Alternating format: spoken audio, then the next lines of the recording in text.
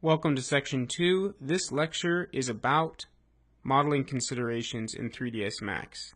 Getting your model correct in 3ds Max will go a long way when we go into real time. So here's the basic model that we're going to use for the course.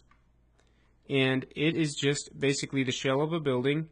We'll bring it in and start navigating around it in real time, and then we'll bring in some other pieces of furniture and things like that to fill up our scene.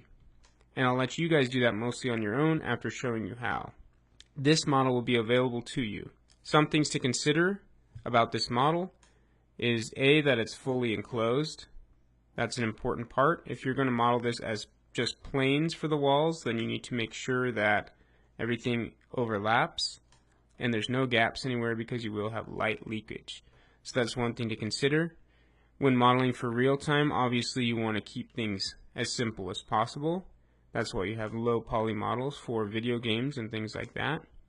Although Unreal can actually handle some pretty heavy geometry, I have found. But if your scenes are getting really big, you might start having problems.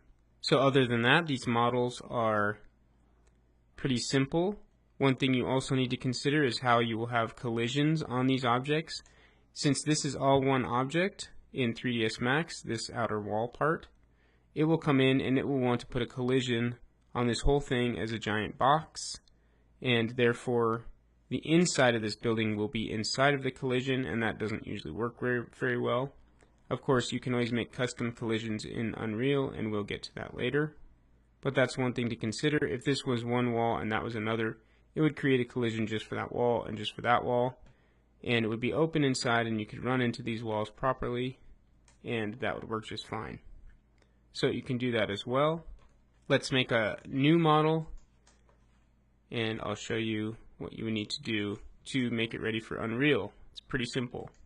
The only thing you need to do to this model is, if you're going to bring it in separately, you would need to just make sure that the pivot of it is at 0, 0, so that when you bring it into Unreal Engine, the pivot will be right here on the object where you want it to be. If the object was over here, Unreal would put the pivot at 0, 0 here, and your object would be over here.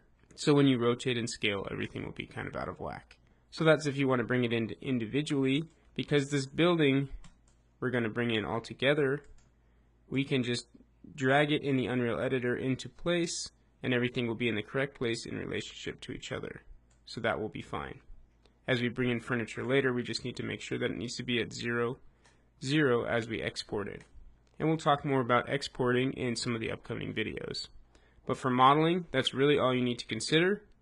Well, there are some other things in 3ds Max that we need to consider before exporting though, so let's talk about that in the next videos.